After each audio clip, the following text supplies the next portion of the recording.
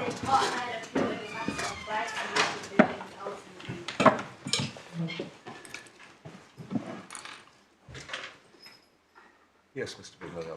Good morning. Good morning, my lady, my lords. Yesterday, my lords, my lady, we were going to move on to the facts in in Barton Turns and Treadwell.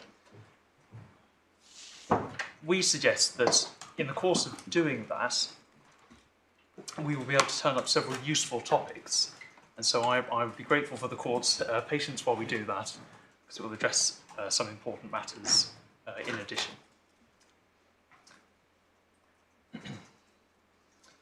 So the starting point this morning, my lords, my lady, would be to turn to the core bundle. That's page 25, please, in our appeal.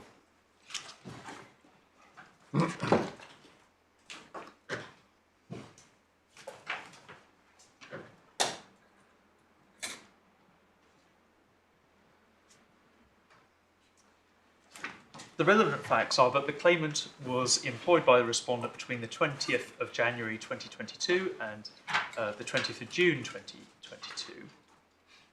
The claimant didn't have qualifying service to bring a claim of ordinary unfair dismissal, but by means of an ET1 dated the 23rd of November 2022, the claimant brought claims of automatically unfair dismissal under Section 103A of the Employment Rights Act 1996 and Section 101C of the Employment Rights Act 1996. Those claims were in time.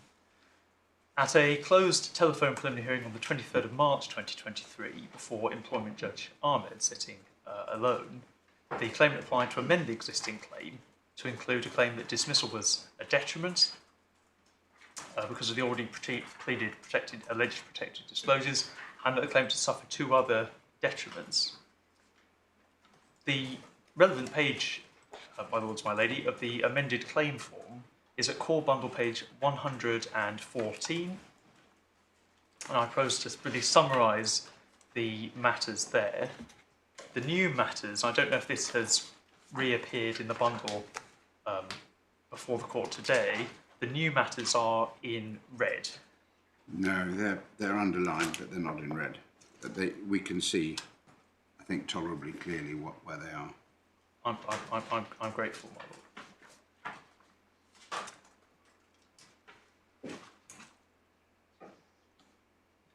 Summarising what is in Amendment 1, it's a complaint that Miss Claire Weiss, who is a director, we share that in common with Wicked Vision, that both of the individuals upon whom vicarious liability is alleged to rest were directors.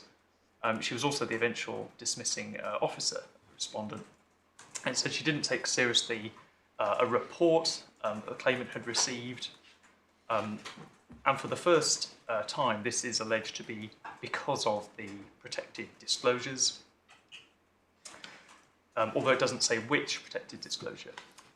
The second amendment, it's at core bundle page 115, and it's essentially the same kind of amendment. It's an alleged failure to reply to a text message in which time off was asked for, and again it's the first time that causation has been pleaded in relation to any disclosures.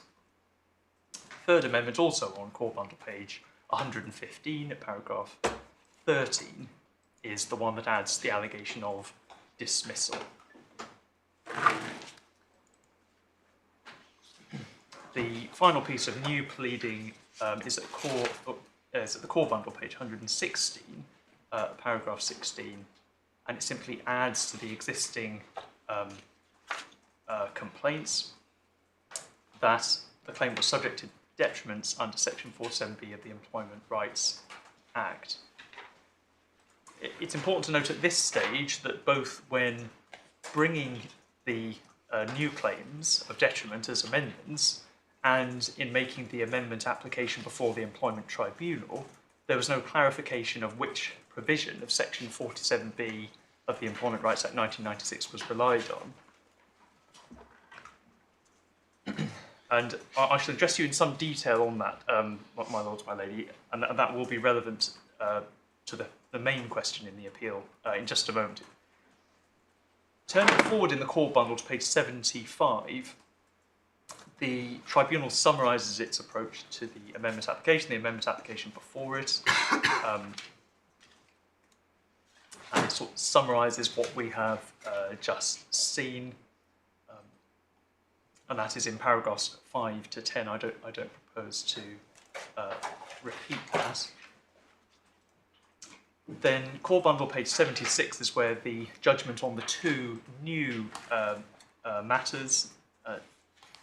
The judgment is very brief.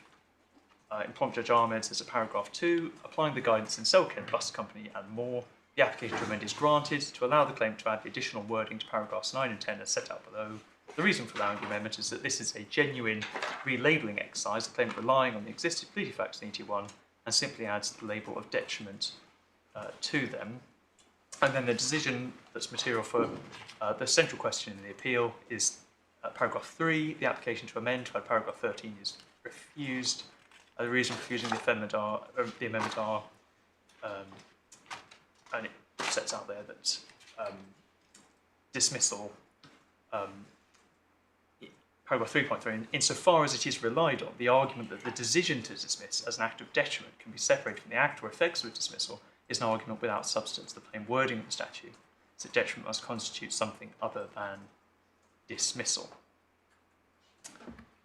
So I think that 3.1 is a slightly odd way of putting things. It's back to front, isn't it? Anyway, it doesn't matter.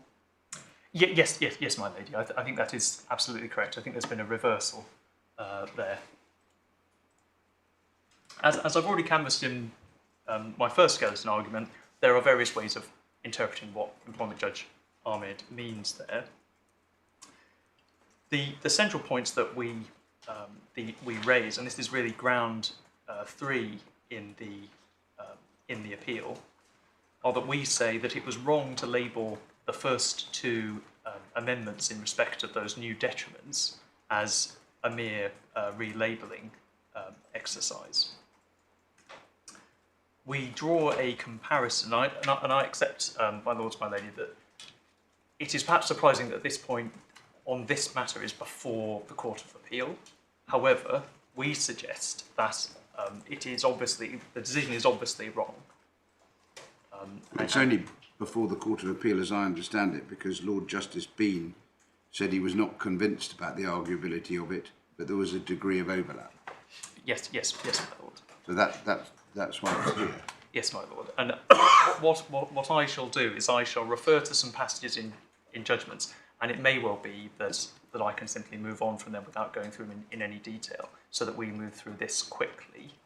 But we say that adding in the causation element for the first time is a substantial amendment, and we compare the position in the case of Cole and Reuters. The page reference to that is the Supplementary Authorities Bundle, page 1056, and at paragraph 9, it sets out the amended details of complaints supplied on the day, added to an existing paragraph 7, simply that relabelling, similar to this case, although that was an original section 15 claim, then amended to a section 13 claim. And then paragraph 28, Supplementary Authorities Bundle, page 1061, running on to 1062, explains that at subparagraph 3, to the extent that inferences can be drawn which establish the further ingredients of a section 13 claim, they are inferences of new fact. And we say that is analogous to the current case. It may be that this court uses the opportunity to endorse the guidance of Mr. Justice Taylor in Bourne modality partnership. We commend Supplementary Authorities Bundle, page 1069, paragraph 26, where there's an emphasis that balancing exercise always requires express consideration of both sides of the ledger, both quantitatively and qualitatively, considering all the factors. We say that clearly has not happened in the instant case in respect of those first two amendments. Sorry to interrupt. Yes, my lady. It's probably my fault. I think you suggested that the amendment pleaded causation, but I don't see that it does plead causation. All the amendments do is to re-describe the conduct in paragraphs 9, 12 and 13 as detriment. So if to the extent that causation is pleaded, it must be an implied, one has to imply it from paragraph 16, is that right? Yes, my lady. Right. I think the feeling is you probably don't want to spend too much time on an argument about whether an amendment ought to have been allowed or not at this distance in time. If it was an impermissible legal amendment, then clearly not.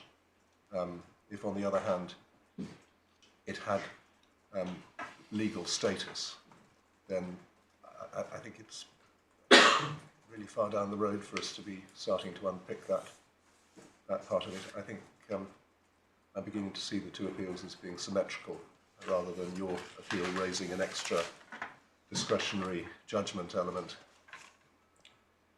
I hope that indication Yes, my helps, lord. because you obviously have a certain amount of time and you have much bigger points to make than that. Yes, my lord. That's very helpful.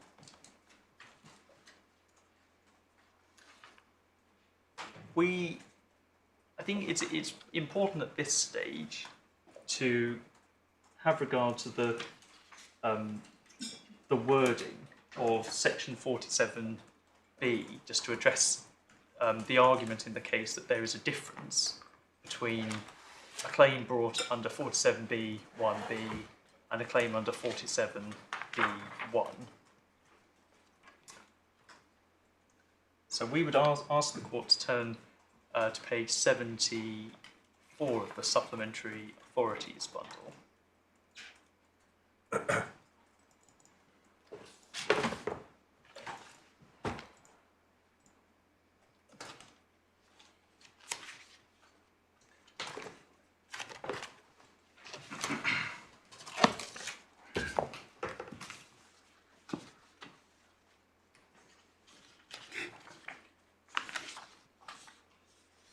Yes?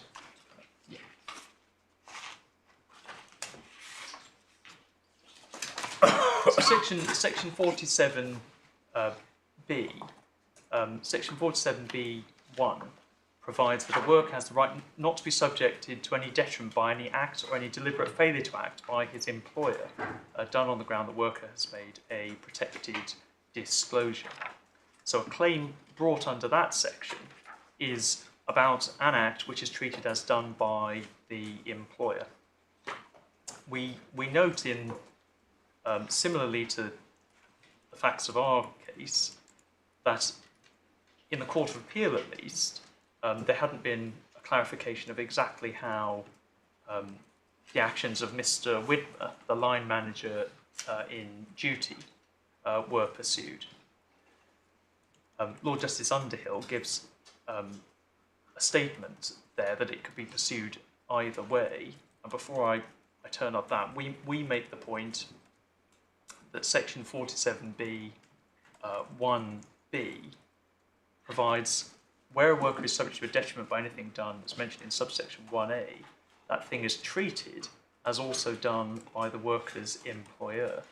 And we say what that means is that the act in question is treated as done by the employer. It's still the employer's act for the purposes of section 47B under 47B 1B.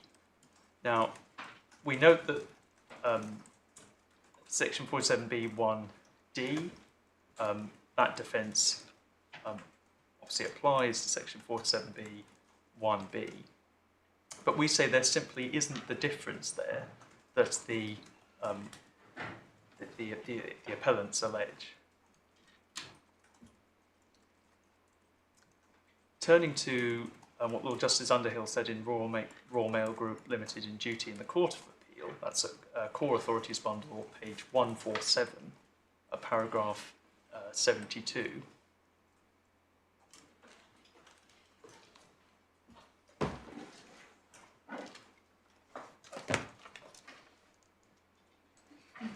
it's in the middle of that paragraph, he says that they went on to aver that Royal Mail was liable under section 47B, but did not identify the subsections relied on. And since nobody appears to have sought particularisation, the agreed list of issues was similarly unspecific. Sorry, you'll have to give me the paragraph number, the page number, doesn't it? Sorry, my lord. It's Core Authorities Bundle, page 147. Yes. Paragraph 72. Paragraph? 72. 72, thank you.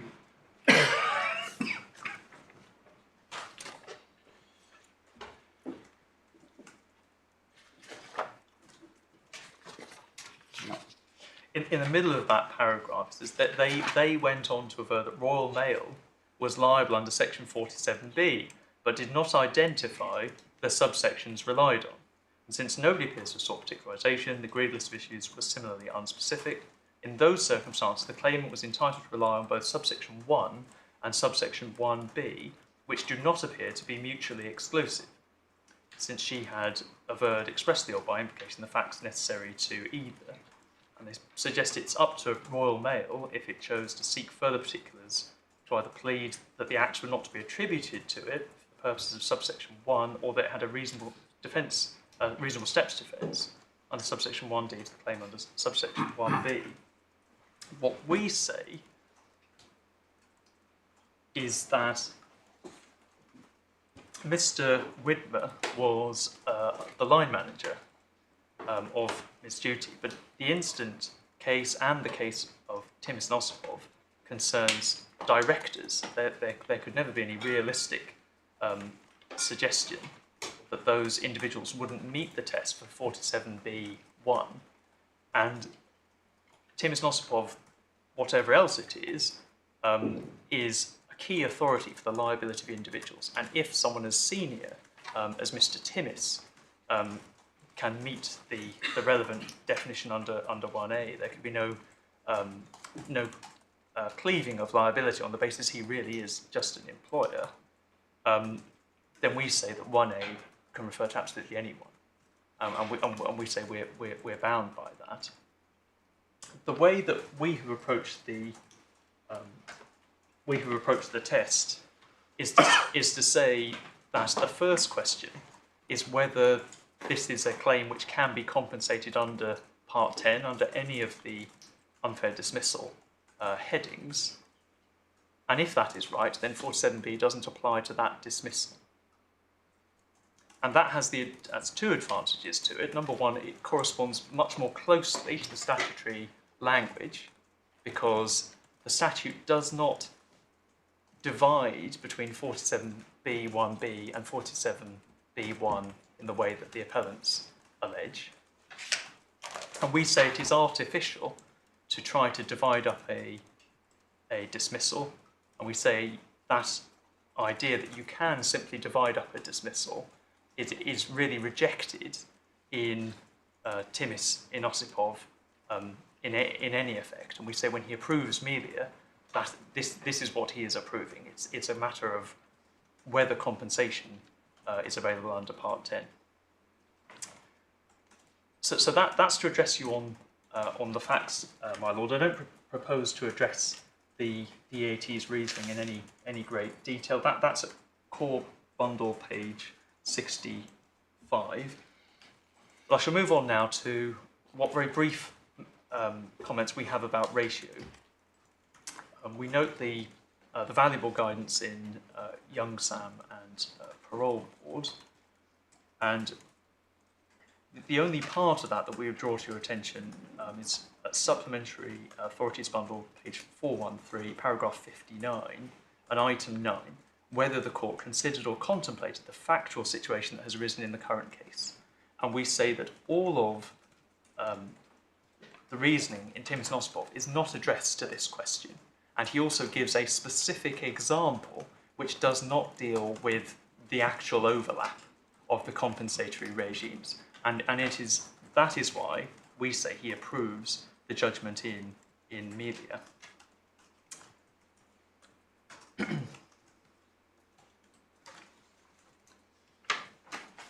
I'd like to start by taking the court to Melia and Mania Kansei Limited. I appreciate this was decided before it was possible to bring claims against co-workers who didn't amount to the employer for purposes of section 47b(1). But the claimant on the facts of that case had a successful Part 5 claim, a section 47b(1) claim, in which he established liability and was going to receive compensation against the employer for acts of bullying up to the 9th of November 2001. And that was the day he accepted what were repudiatory breaches and resigned for what was a successful Part 10 claim under Section 103A, the Employment Rights Act 1996, and also a Section 94/98 ordinary unfair dismissal.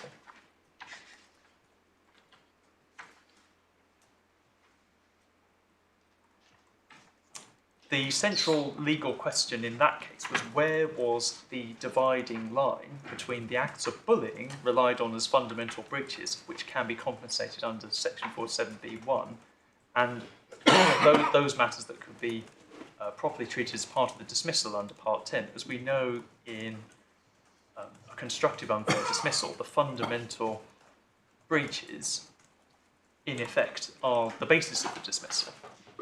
And was that enough to exclude it? We draw the court's attention to paragraph 15 of the reasoning in Amelia and Amanya Kansei. That's Core Authorities bundle page 7.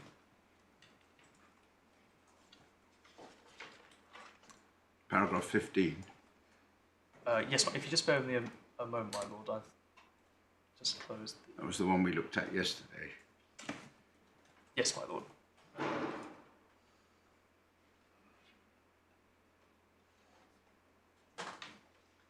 Sorry, it's page 8, my lord.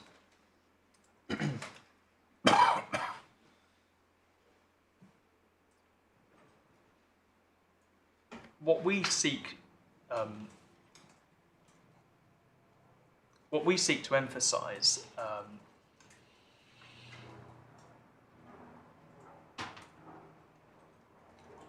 there is the final sentence.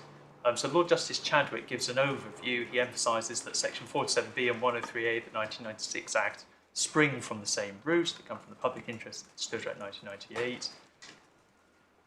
But then the final sentence, he says, to put the point more simply, Parliament did not intend to confer a right under Part 5 of the 1996 Act for the protection of whistleblowers in circumstances where the worker, being an employee, would have a right under Part 10 of that Act in relation to the same loss or detriment. That is a paragraph which is cited in Osipov, and a key difference is made to the final part of that, but I shall address that later.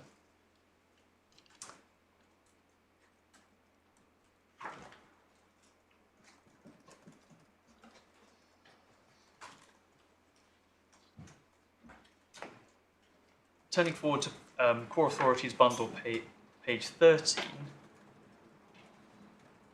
we draw the court's attention to paragraph 34.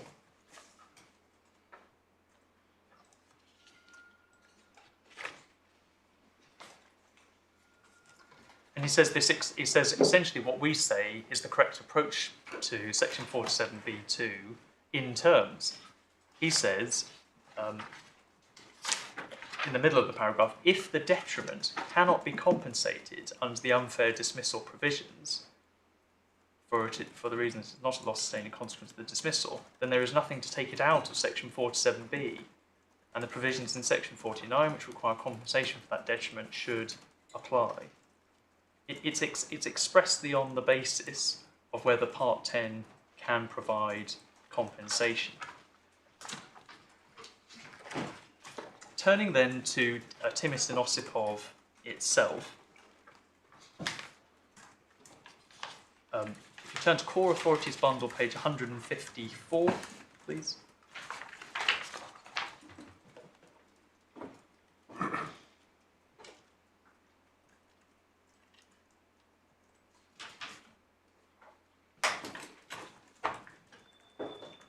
Paragraph 2 Lord Justice Underhill sets the context in which he addresses the judgment and says two important things. So the first is that there's some comparison with discrimination cases, and says that in most discrimination cases, the issue of the individual liability of a co-worker is of limited practical significance because the employer usually discharges the full amount of the award, but that is not always so. And then goes on to say, in this case, we're told that IPL is insolvent, and claimant is looking to recover from the directors personally. And then emphasises at the end of that paragraph the issue of the extent of individual liability in such cases is one of real importance, and emphasises that we're protected joined for that reason. We say that emphasises that is the core topic that Lord Justice Underhill is addressing in Timothy and Ossipov, and is expressly not considering the position where there could be compensation or could be an overlapping claim with an employer. I'm so sorry, I'm catching up because I was writing a note about something else. Which paragraph are you referring to? This is paragraph 2, my lord. Paragraph 2, thank you very much. And so the facts of Timmis and Ossipov don't address that overlap situation either.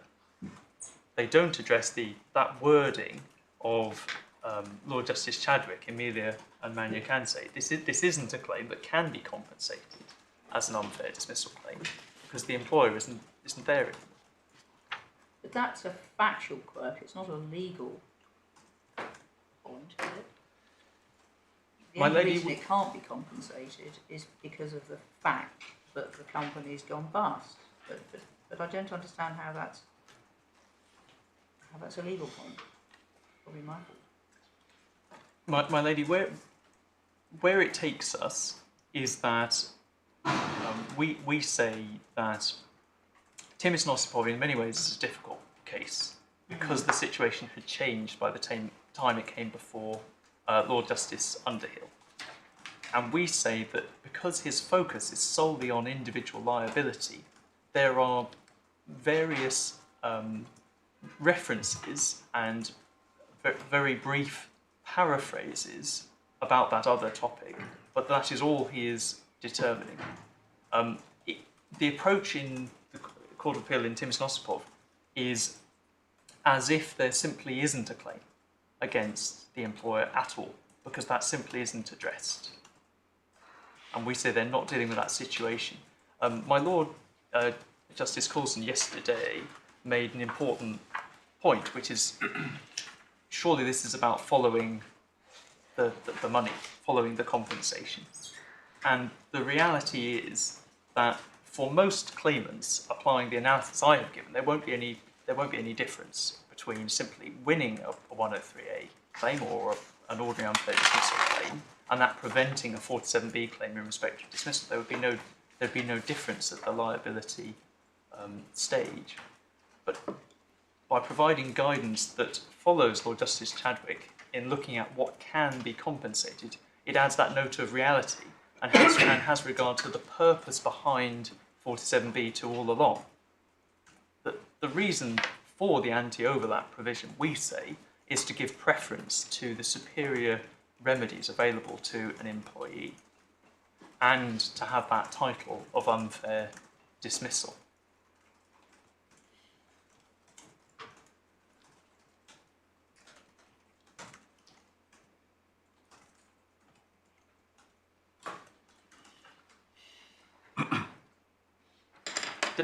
I shall move on. Paragraph 30 at Core Authorities Bundle, page 161, was briefly addressed by my learned friend, Miss Mitrayan Casey. I would just like to pick up one point there. What Lord Justice Underhill says there is that, and this is subparagraph 1,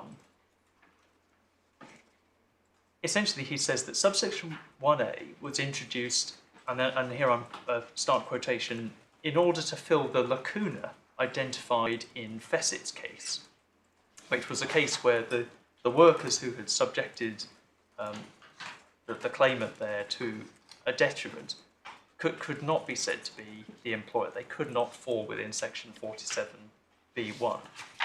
But then he goes on, the effect of, I say, of section 47b1a, resume quotation, nevertheless, is that the individual is rendered liable in his or her own right, irrespective of the liability of the employer. What we say that means is that liability of the employer alone is not the determining factor. Because we know in this case that liability under section 103A was established. That the claimant did establish liability, and I appreciate they're slightly clunky, but in my skeleton argument I set out those three alternatives. That was the second version of that, and we say that Lord Justice Underhill doesn't think that that is right. The examples he gives are clear on that point. I'm going to address you on those in a moment. Sorry, could you just repeat the paragraph you were referring to? Yes, my lord. As paragraph 30. 30, yes, my lord. Page 161, and it was the sub-paragraph number 1. I believe my learned friend paraphrased it as the facet gap, but the exact quotation is the lacuna. Yeah. Yep.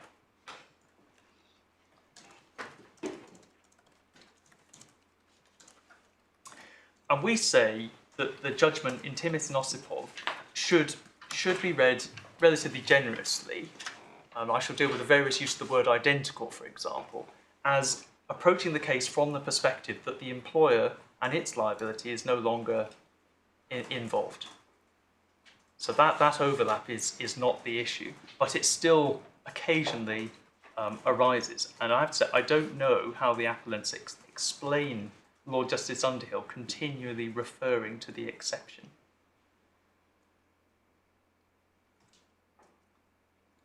If the employer and its liability is no longer involved, then obviously vicarious liability is irrelevant, because vicarious liability could only be something that would attach to the employer. Yes, my lord. Yes, that's exactly right. And the case of duty, by the time it reaches the Supreme Court, is very much phrased in terms of section 47b1, and if I don't propose to go to this this paragraph, but it's at Core Authorities Bundle, page 189, paragraph 27, where that is referred to. That was a case concerned with attribution, but duty isn't a case such as the instant case in any event, because in that case the detriment in question did not amount to dismissal. What there was in duty, which also came up in Timothy and Osipov, was that question of the extent of compensation under a detriment claim. Could it overlap with a claim for compensation for dismissal? So that is that subsidiary sense that there is an overlap, but in duty there is nothing as part of the ratio which is material to this case. I will be drawing your attention to a comment by Lord Justice Wilson in that case, but it is overturned. But my Lord Coulson, that is correct, my Lordship. That anything that is said about section 47b1b must be overturned in Timothy and Osipov in any event.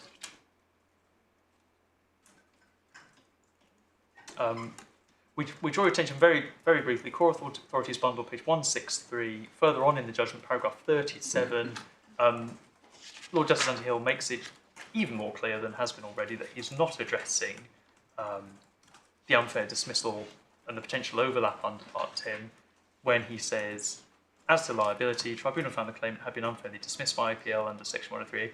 I need say nothing more about that aspect because it was not material to the judgment that was being made. I'm so sorry, where were you reading from? Michael's reading. It's paragraph 37, my lady.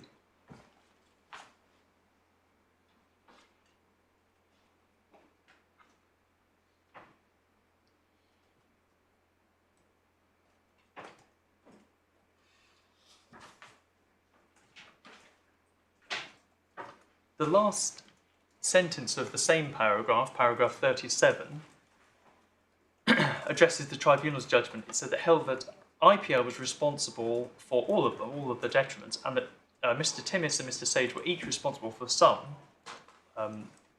Both of them were held responsible for detriment M.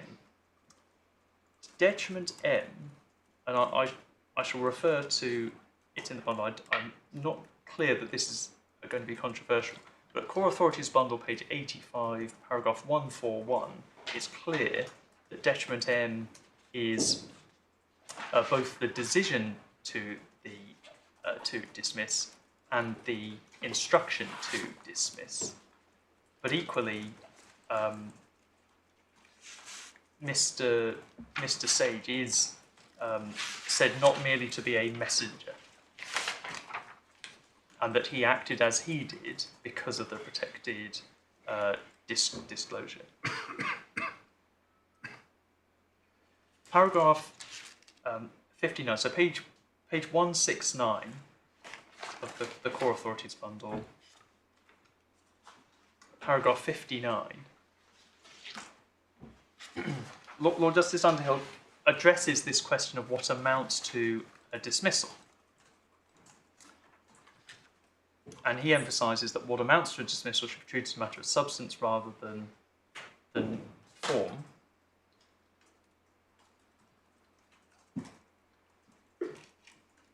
And so we say a dismissal is one thing, and that is, Lord Justice Underhill here is really setting out that finding, that a dismissal is one thing, and it is not right, although the appellant suggests otherwise.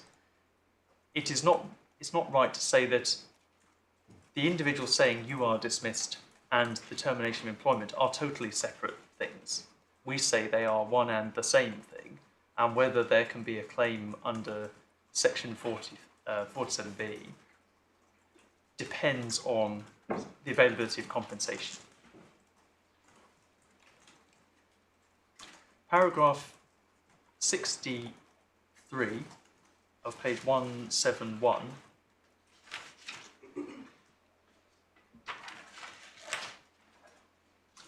we say that this is evidence that what is being rejected in Timmis and Osipov is that section 95 approach I referred to. So simply the dismissal, as defined in section 95, of an employee is not an absolute bar to the application of section 47B.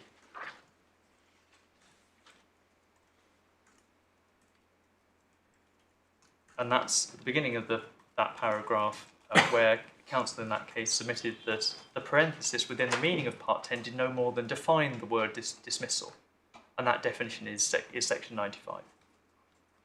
And we say that is what is rejected in Timmis and Osipov.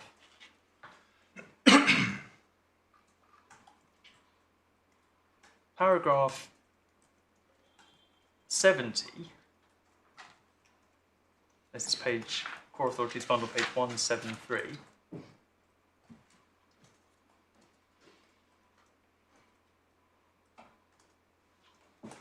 It's toward the bottom of that paragraph, a very long sentence, but it is the last sentence. It says, that being so, although anti-overlap provisions of this kind are found in section 44 4, and as my learned friend referred to it, there are these anti-overlap provisions throughout Part 5 of the Employment Rights Act 1996, were required in the interest of good order. The policy behind them is unlikely to have been anything more than that a claimant should not claim under Part 5, where the identical right was available under Part 10. And it's there that we part ways with the appellant, in that we say that it is wrong to approach section 47B and say, well, section 47B1 is a bit more like unfair dismissal, and therefore that is the one that refers to unfair dismissal, but 47B1B is less like unfair dismissal because it concerns vicarious liability of an individual. We say that is a wrong exercise, and that what Lord Justice Underhill is referring to here is a right to compensation under Part 10. Lord Justice Underhill is clearly aware that the claims under Section 47B are never identical to any claim under Part 10. There are all sorts of differences.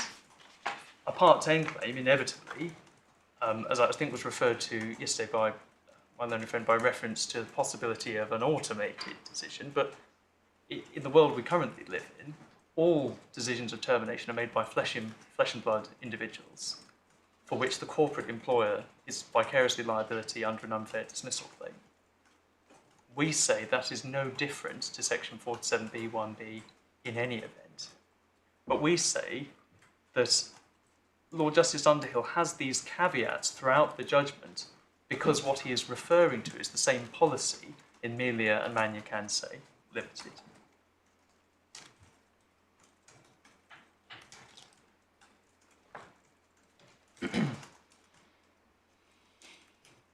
We may also ask why, if the appellant's case focuses on whether it's an act of an individual, and individuals cannot dismiss because only an employer can dismiss. But there are other features. So there are the remedies available. There's the burden of proof, and there are other elements of the cause of action under Part 10. So there's always some relation, either an excusing or otherwise, from Section 98 and the range of reasonable responses. That is not shared by Section 47B. So we say this idea of a pick and mix comparison simply doesn't work because there are always differences. And if their argument is right, there could never meaningfully be an anti-overlap provision. Because you could always say, well, no direct discrimination really does amount to a harassment complaint because it's got a comparator. And it has other differences as well. So we say that the whole exercise from the appellants is unrealistic. At paragraph 75, and this was a paragraph that I think was discussed yesterday, that was discussed yesterday as well. So it's page 175, paragraph 75.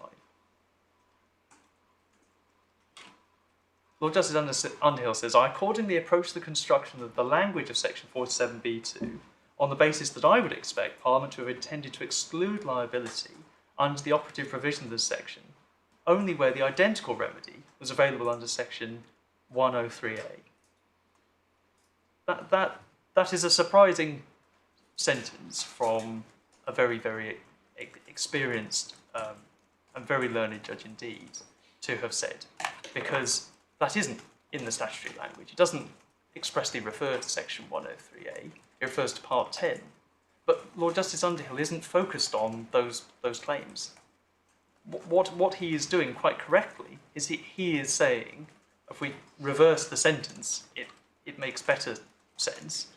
If a claimant has access to an identical a remedy in respect of the same thing, i.e. the dismissal, under Section 103A, then they cannot have a Section 47B claim because of Section 47B(2). The general guidance to read appellate authorities relatively generously, we say should apply to this. Well, Justice Underhill only mentions 103A because it's the claim that's been before him, but we say he hasn't lost sight of that. It's just not the focus of the judgment. And that's why the language is so compressed, and why, for example, Mr. Justice Bourne quite rightly says, well, it can't literally be true. And we say it's simply because it's not the focus of the judgment. We move on then to Core Authorities Bundle, page 179.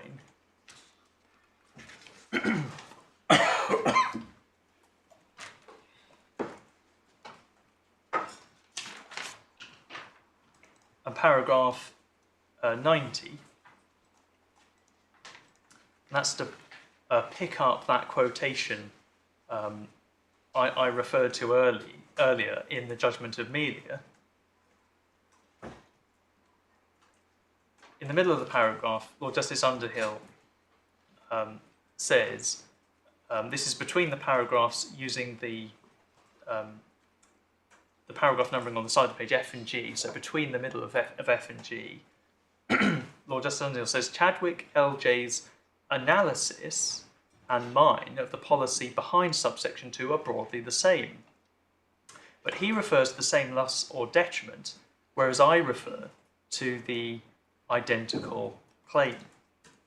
He expressly bases his distinction. He says his language was entirely appropriate in the context of the pre-2013 legislation, when the two phrases necessarily connoted the same thing. A more refined approach is only necessary now because of the possibility of having claims against different respondents arising out of the dismissal.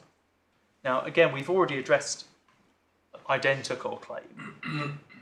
We say that obviously for something to be identical to be something, there have to be two things. There are no two identical claims in Part 5 and in Part 10. What there are claims that are identical in respect of which they complain. They are identical in respect of the dismissal. That is what Lord Justice Underhill is referring to. And when he says a more refined approach is only necessary now because the possibility of having claims against different respondents arising out of the dismissal, he has in mind the ability to bring a claim for losses of a dismissal from a pre-dismissal detriment.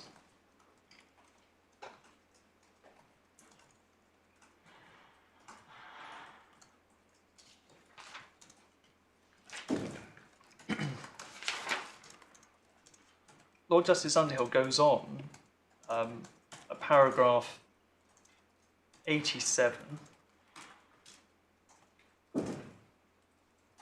This is at page 178.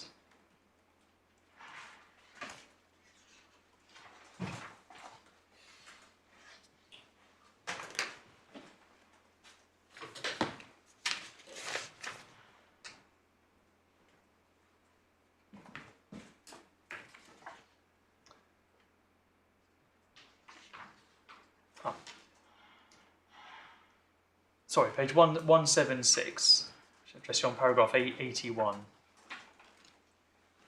Well, in another context in the judgment, Lord Justice Underhill sets out the position in these terms, and he says,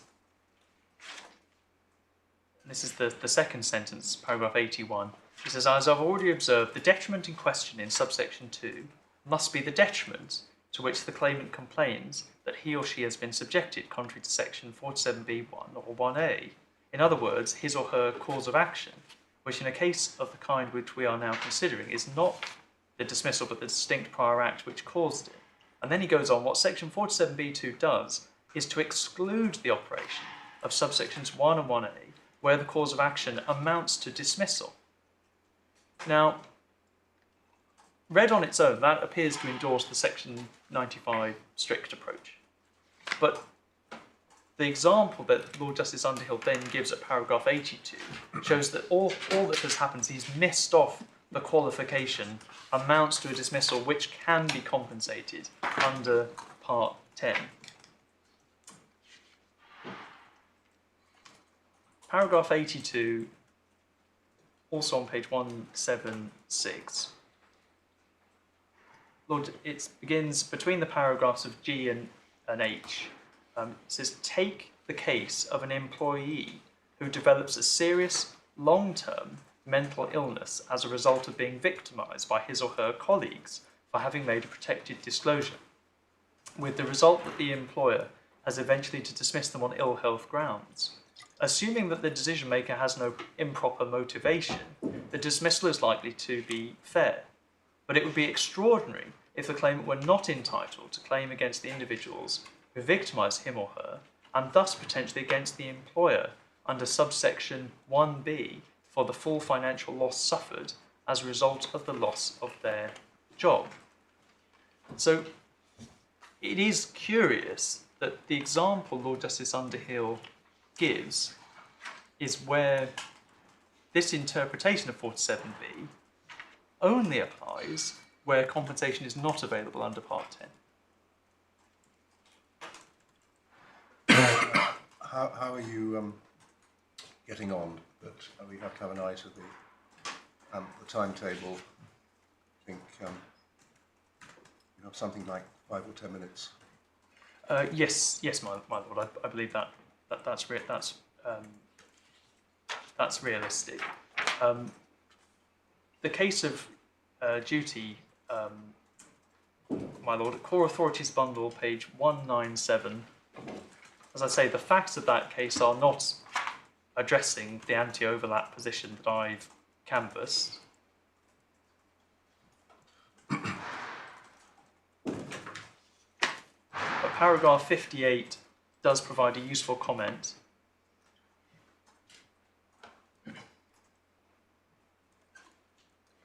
says, overarchingly, Parliament has, by section 103A, provided that where an employee's whistleblowing is the reason for it, a dismissal should automatically be unfair, and should thus attract the remedies set out in Part 10. And as noted in paragraph 28 above, it's also by section 47B2 withdrawn the rights, provided that section from the whistleblowing employee who is subject to a detriment which amounts to dismissal. I'm sorry, it's my fault again. Which paragraph? This is paragraph 58 of duty. Yes, my lady. Paragraph 58. Yep, lovely, thank you.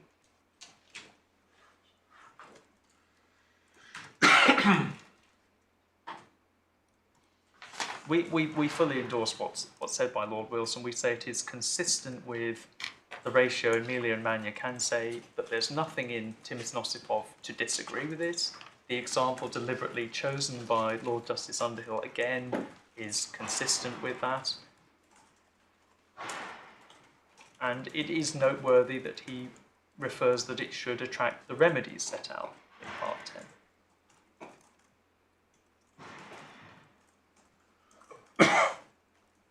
10. The final set of the final heading is the practical effects of the decision. My lords, my lady, you have my skeleton argument in response to protect, and we say that the exercise that we are describing is a realistic one for an employment tribunal to perform. The relevance of insolvency is actually comparatively limited, but what it would mean is that an employee who has an insolvent employer would not be restricted from pursuing their 47B claims under section 47B 1A in respect of dismissal against a co-worker. And similarly, we say for whatever reason their unfair dismissal claims don't succeed, so they don't have access to Part 10. It's difficult to say why applying Emilia and Mania can say and the ratio approved throughout, why they shouldn't have access to Part 5 either. But that is on the second string to our bow. Let's say we agree with what's said by my learned friend Ms. Tryon-Kitsey, which is an answer to the appeal as well. My lords, my lady, unless we have any further assistance, those are my submissions. No, thank you very much indeed, Mr. I'm grateful. Yes, Mr. Jupp, if we may, we'll take a break in about 20 minutes if you choose My lord, a convenient yes, moment. my lord, can you just bear with me while I grab a glass of water, because I'm losing my voice. Make sure.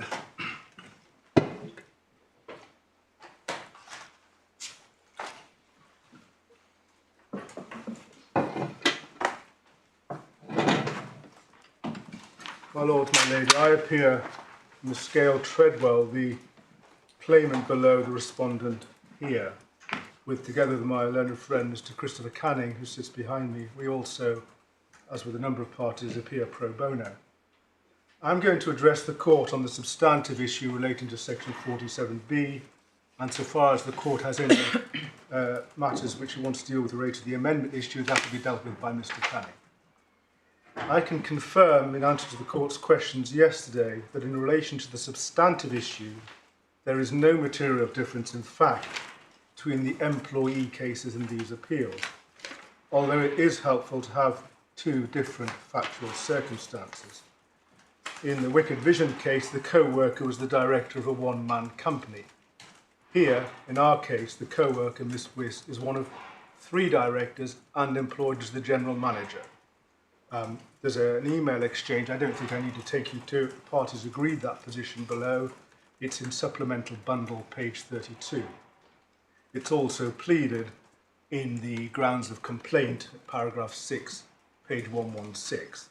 So those are 2 factual circumstances, but of course the typical factual circumstance will be far removed from this. It'll be a line manager, perhaps in a local authority or a company, who's not a director. So we have a whole range of the myriad of factual circumstances.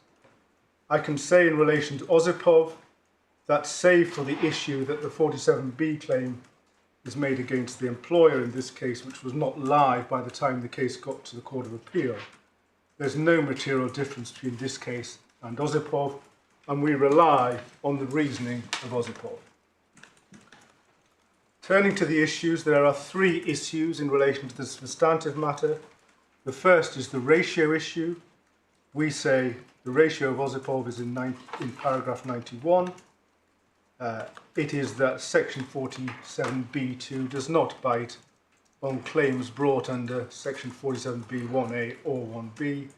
We entirely concur and adopt the submissions of Mr. Solomon yesterday as to the ratio. We say it's found in 91, but the reasoning runs from 68 to 75, with additional reasoning at 90. Or 68 to 75, with and additional reasons at 90. Yes, and it encapsulates what will be the core of my submissions on the substantive issue, and that is that subsections 1A and 1B are conceptually different to claims under subsection 1. And I conclude this issue by saying I have nothing to add on the ratio issue. I'm content to rest on Mr. Solomon's submissions. The next issue, again, which is not live, is that if the ratio is binding, can this court depart from it? There's no suggestion that it can. We've dealt with that in the skeleton argument. It's we rely on the Younger British Airplane case, skeleton argument, paragraphs 19 to 20. So having cleared the decks, I now turn to what this appeal is really about and why we say Wicked Vision is wrongly decided. In her, what I may say, was a helpful review of the architecture of the Act yesterday, Ms. Matraghi did not, perhaps for understandable reasons, draw attention to one unique feature of 47B. As she explained yesterday, Part 5 contains several types of detriment claims. In fact, there are 14 detriment claims in Part 5.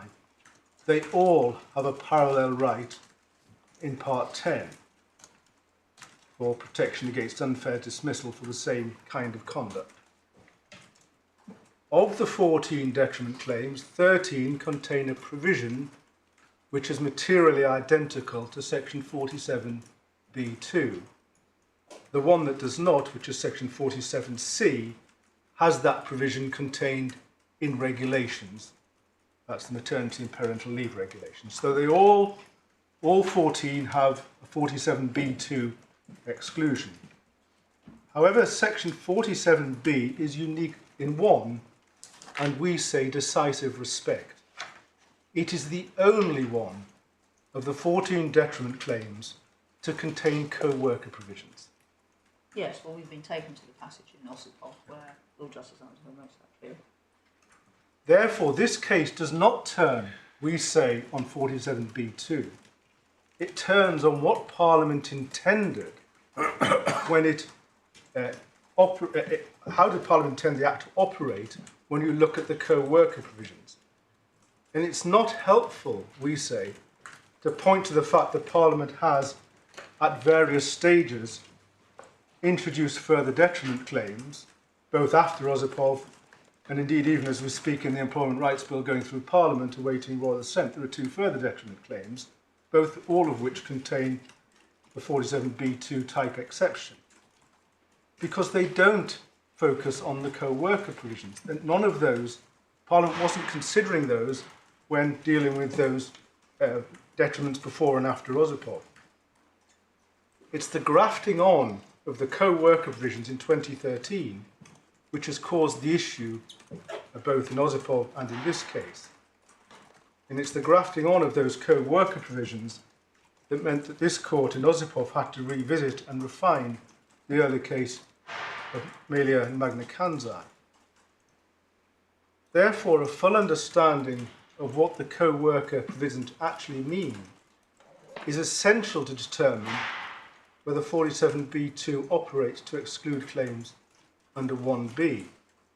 So if you'll forgive me, I'm going to spend a little bit of time going through those provisions. Before I do so, I'll set out what our position is in summary. The short point is that 47b2 does not apply to a claim brought under 1b for the simple reason that a dismissal detriment claim under 1b is not a dismissal within Part 10 because the detriment in question is not committed by the employer, it is committed by the co-worker, and a dismissal by a co-worker is not a dismissal within Part 10. It follows that if the dismissal by the co-worker cannot be found in Part 10, neither can a claim of vicarious liability for that act found a claim under 1b be a claim within Part 10. And the reason for that, in summary, is that the employer's vicarious liability is no wider and no different than the co-worker's primary liability under 1a. When you talk about vicarious liability, you talk about the person who is vicarious liable being liable for the act of the, in this case, the worker or agent, and it doesn't extend beyond whatever it is the worker or agent has done. So, when section 47b(1)b states the thing done by the co-worker under 1a is treated as done by the employer, what that is focused on is the vicarious liability. I'll come back to that point. Before I do, I want to start, as it were, at the beginning. So if we start by looking at the pre-June 2013 regulations, they're in their unamended form in the supplemental bundle, tab 9, page 87.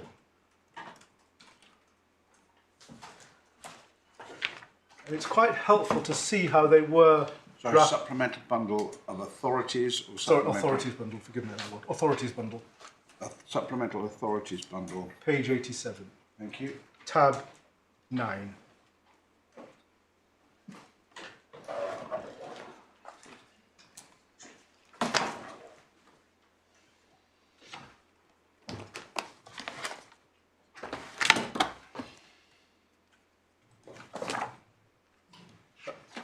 Well, that should be 47b, and we see it in its unamended form.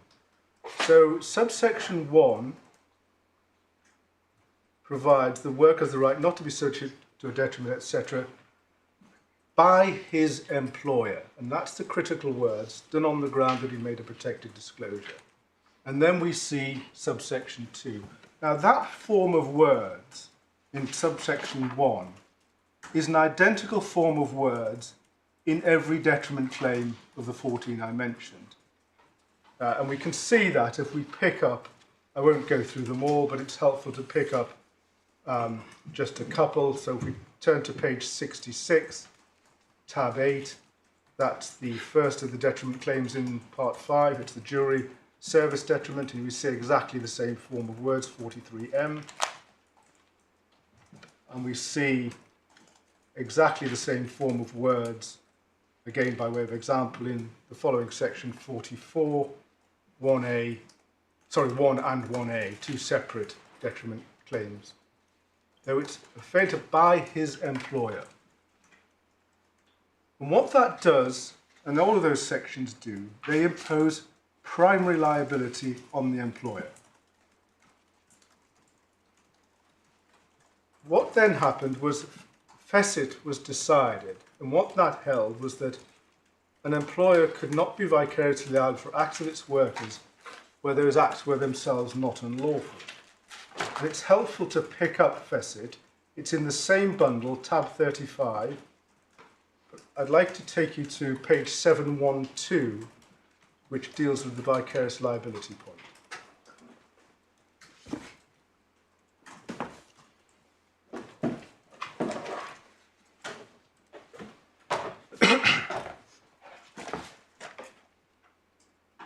It's helpful, we say, because it helps focus on what is meant by vicarious liability.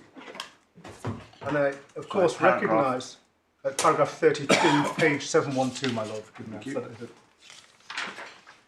Yeah.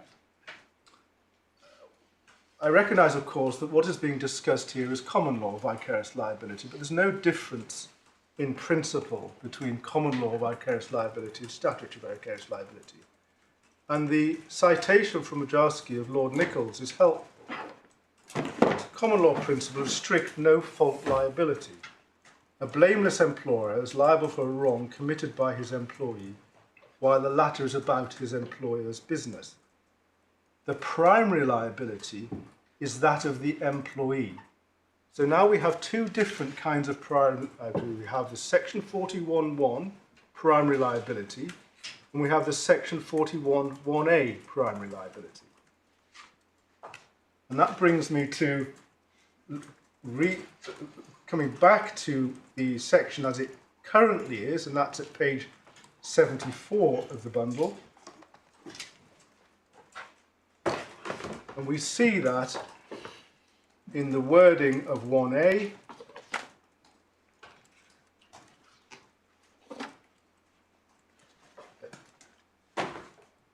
a worker has the right not to be subject to any detriment, etc., done by another worker, by an agent.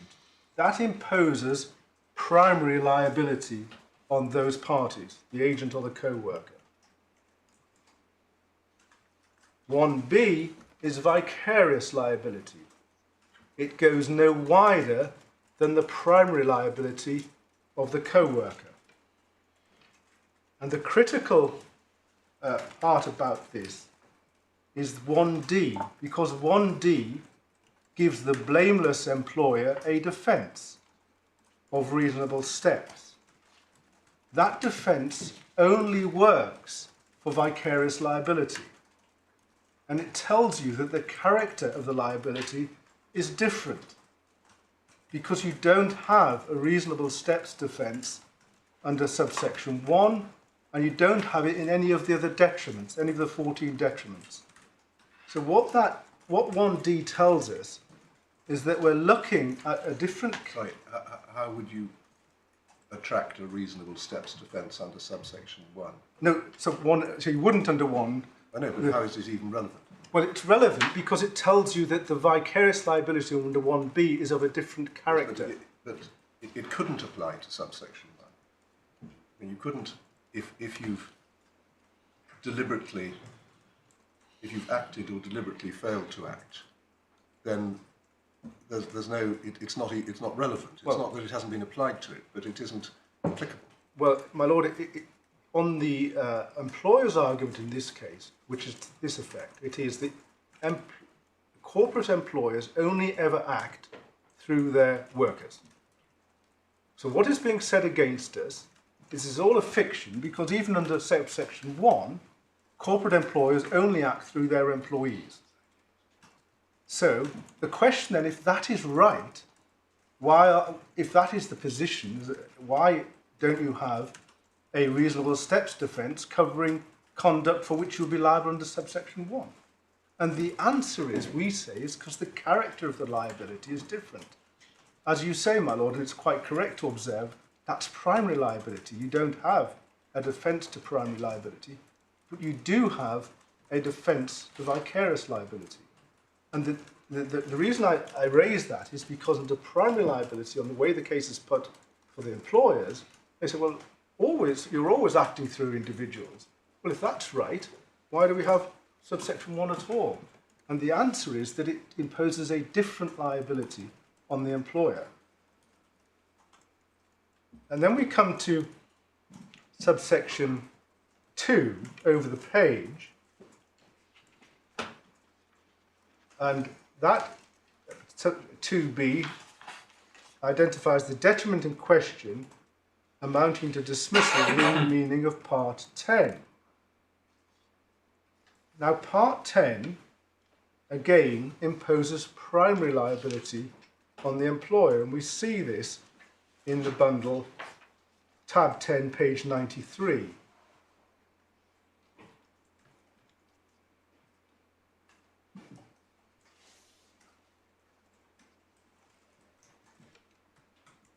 And section 94 provides the employer has the right not to be unfairly dismissed by his employer, and identical wording in section 95, dismissed by his employer. So there's no question of a co-worker or agent being exposed to liability for unfair dismissal. That's not a controversial proposition. And I note, and it's worth noting here, and just going back to the core authorities bundle and the EAT judgment of Mrs. Justice Simler, the President in Osipov, at page 92 of the core bundle, paragraph 154, where she observed, and it's a point picked up by the Court of Appeal as well, and it's 2 lines in, that provision, the one I've just read out, 47B2B that is, does not seek to exclude all claims for detriment amounting to dismissal, as it could have done. Rather, Parliament has chosen to limit the disapplication to those detriments amounting to dismissal within Part 10. In other words, to detriments amounting to unfair dismissal claims, necessarily against the employer. So just to recap where we are, under 1A, primary liability lies with the employee. 1B imposes vicarious liability on the employer with the statute of defence. Subsection 1 imposes primary liability on the employer. And it appears that this is accepted by certainly some of the one of the employers in this case, because yesterday my lord asked Ms. Mushgargi about what she accepted in paragraph 91 of Osipov, and I just invite you to turn that up. It's at page 179 of the Core Authorities bundle, tab 4.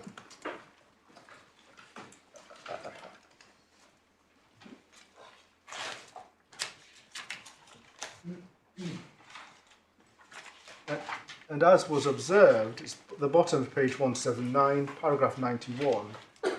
There are 3 parts to 91. And the question was asked, what is accepted? And the first part is accepted, that it's open to an employer to bring a claim under 1A. The part that runs after the semicolon, to bring a claim under 1B, is not accepted. And then it was said that the third part also is not accepted. And the third part says that all that section 47B2 does is excludes a claim against the employer in respect of its own act of dismissal.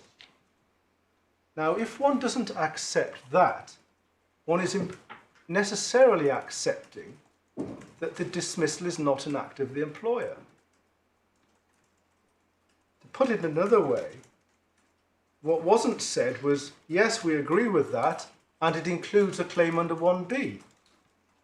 That proposition is not accepted for the very simple reason that it's recognised that a claim under 1B is not a claim against the employer in respect of its own act of dismissal. It's a claim against the employer. It's a claim against the employer in respect of the co-worker's act of dismissal. And that's the critical distinction. And that the fact that that isn't accepted tells us that that is exactly, that there's common ground in how that should be construed. Because if it was... Just take a good moment, will you, for our break? Oh, in fact, that's a convenient... I was wondering, I thought it sounded as if that was a convenient moment. Thank you, my lord. If not a comma, a semicolon, maybe. All right. We'll return in 5 minutes.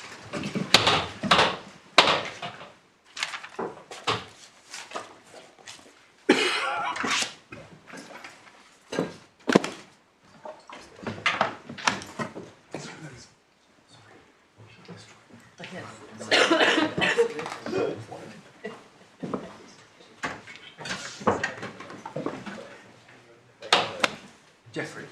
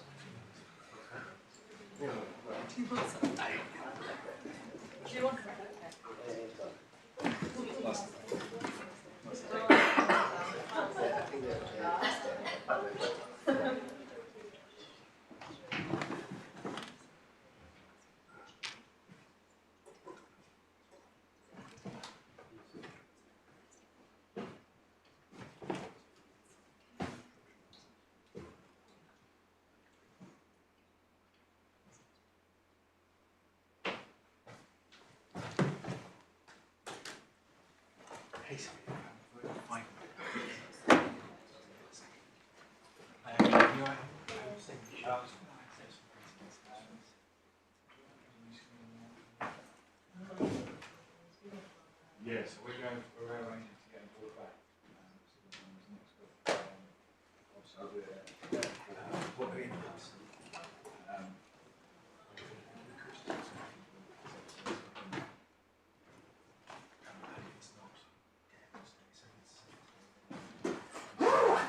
Cool. This is it.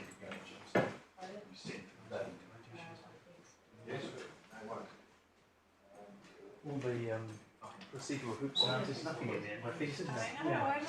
I was expecting to say, oh, we don't object. I'll find out. There you go. How's it going? Thank you. Oh, yes. Quite the experience. Yes. It wasn't ideal. The bundle, yeah, well, I was expecting her to be born early, really. So I was born slightly early. Would it be the middle of August? It wasn't.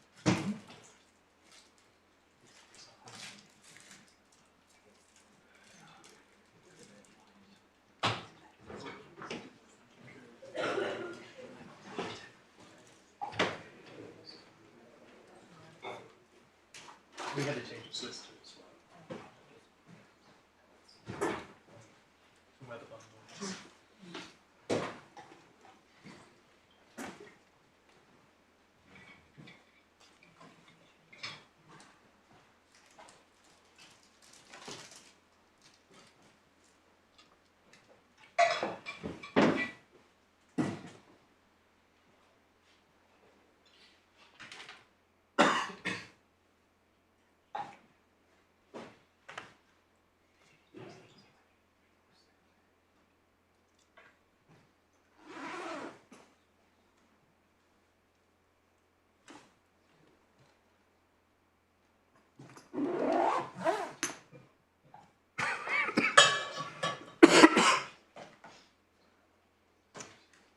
Yes, I bought a thinner charger just in case. But, And you've got another plug on the other side, so you can, unless somebody's using it. I think so. There's two plugs there.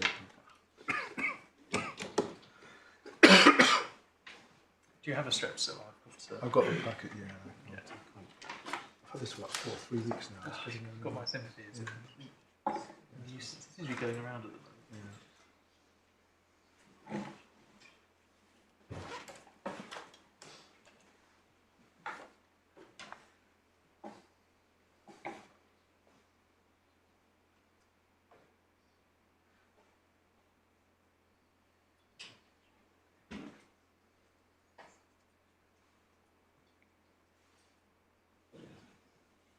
work out whether I was longer or shorter than I was listed for.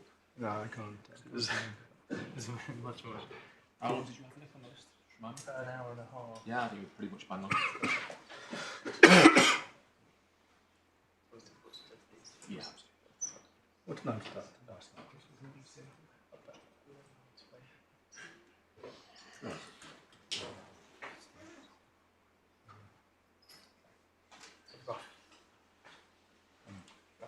11:28. Halfway through the day, isn't it?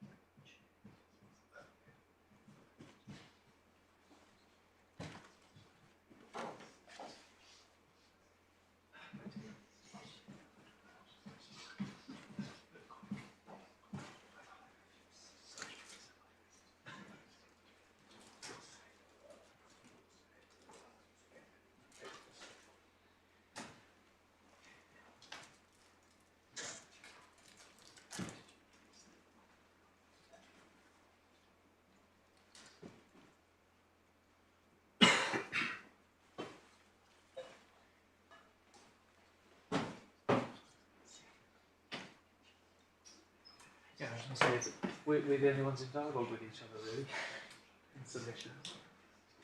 No one else has said anything.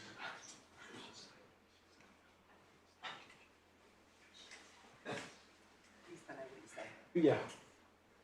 It's always good to know what you say. Oh, about something. All rise if able.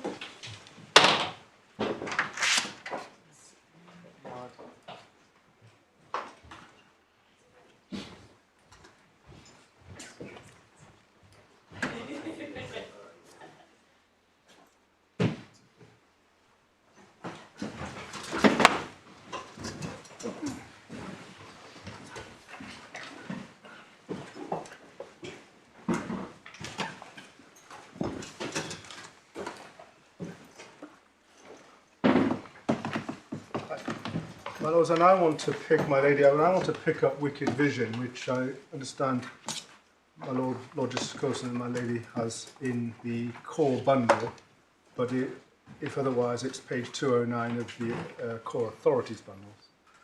I want to pick up at paragraph 47.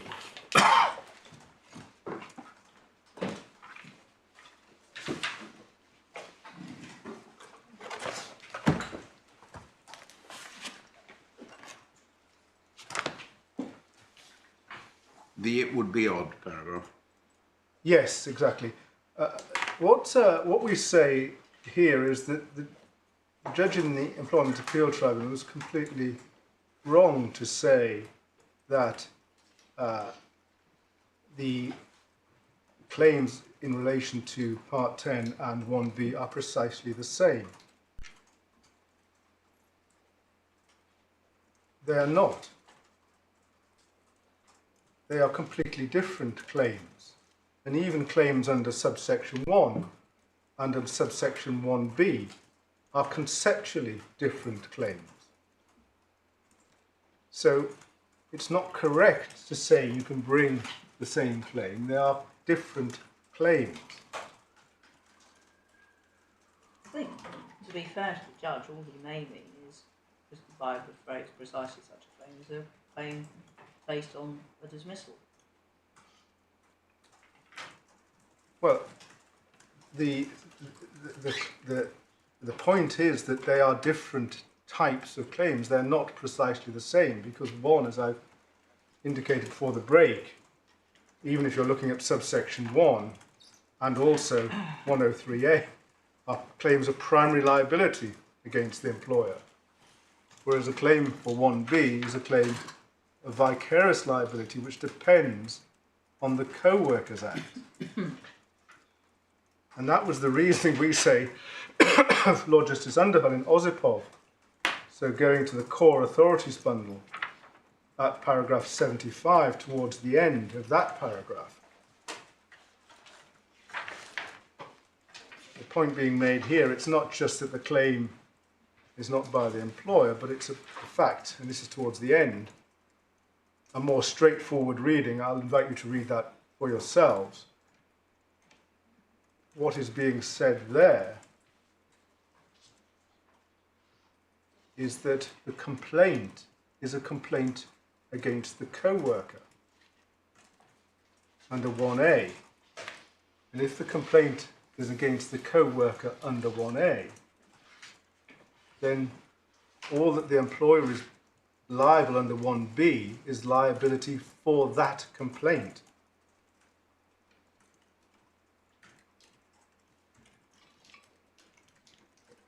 It's also relevant to what was said at the bottom of paragraph 70, page 173 in the same case.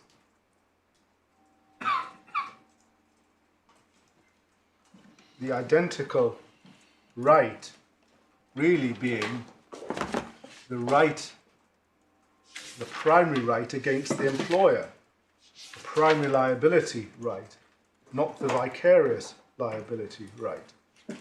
What paragraph are you? The bottom of paragraph 70 Yes.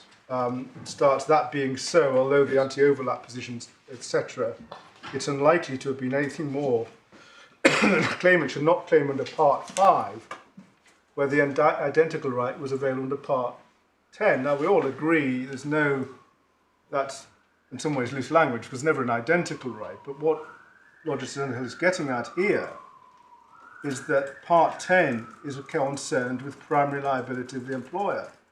Section 47B1 is concerned with primary liability of the employer. Those are, in that sense, identical. The employer's liability is primary. By contrast, 1B, it's vicarious. It's a different, conceptually different kind of right. So do you say vicarious liability is not primary liability? No, it's not. It's the primary liability. Is it secondary? Yes, it's effectively secondary. That's one way of putting it. But it is not primary liability because it is governed and circumvented by the primary liability of the co-worker. It's not wider than nor greater than that. It is governed entirely by what the co-worker has or has not done, and it becomes. It's a different form of liability. It's a form of liability because the employer is could be entirely blameless, and that's why we have reasonable steps defence as well. Now, I've mentioned in my skeleton argument. So on that, sorry, just to follow that through. So on that basis, you say the co-worker would be primarily liable, and the employer only secondarily liable through vicarious liability. That's correct, my lord, yes. And you can have that even if the co-worker isn't a party?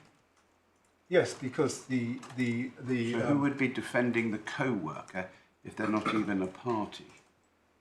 well, the employer would be presumably pointing out that the Co-Workers Act wasn't a So I detriment. may not know anything about it.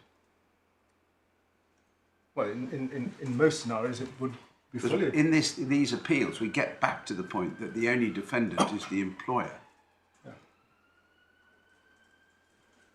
who on your case is only secondarily liable. Yes, that's right. But it's liable for the acts of the co-worker, and it's a matter for the employer whether they call the co-worker to give evidence or not.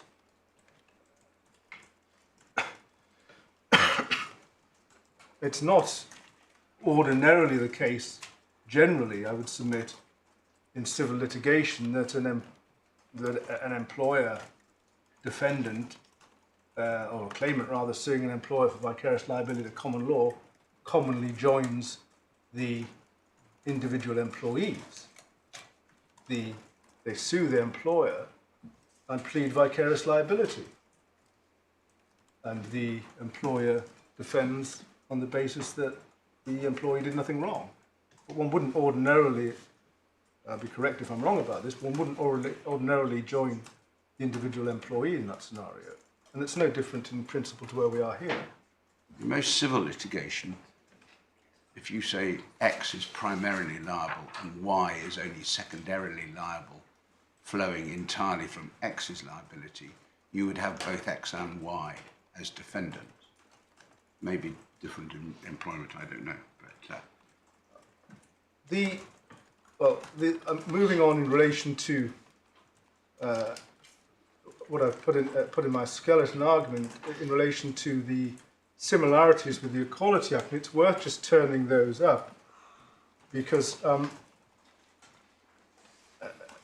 starting point is Supplementary Authorities, tab 3, page 44. We see section 39 of the Equality Act. All of those subsections start with primary liability exposure to the employer. So the claim is the employer must not discriminate, etc. And I don't need to take you to it, but a similar provision is in section 40 for harassment. Co-worker liability, same bundle, page 51, is in section 110. And vicarious liability is in at page 49 in the same terms as in section 47B. So 109 matches, although not identical, but matches subsection 1B, 47B.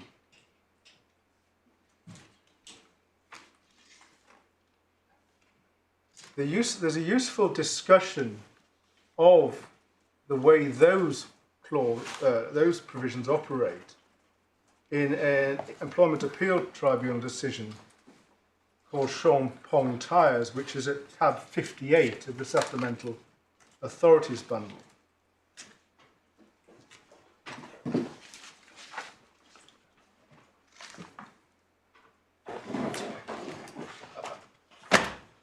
When you've got there, I invite you to turn to page 1403, page 32.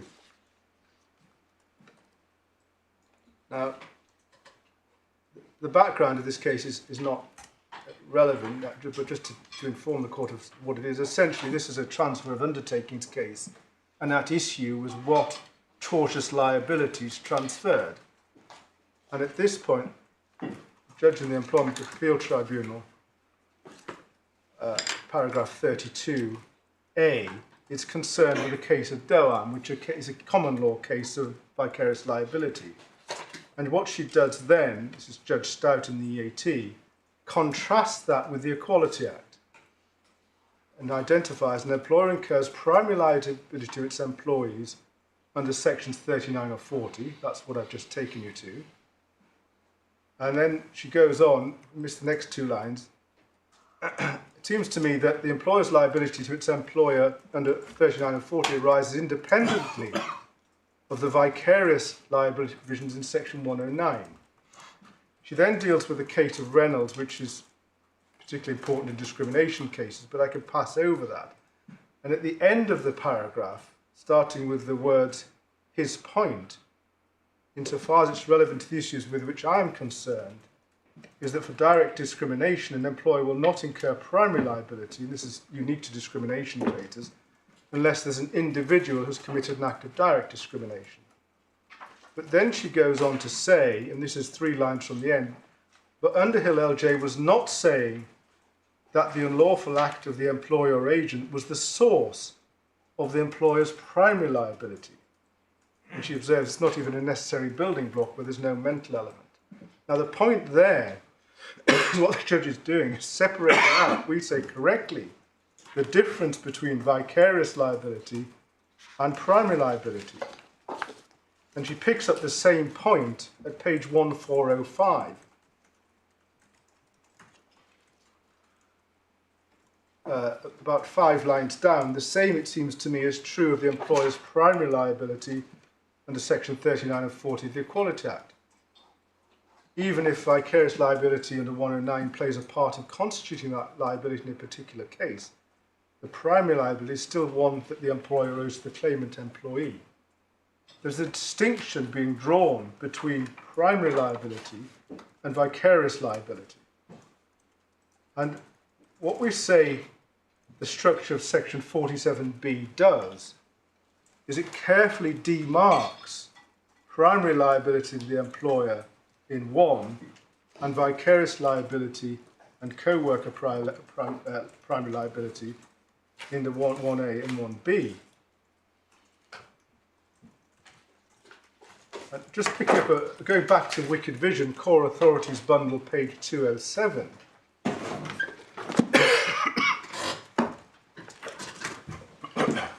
Paragraph 38.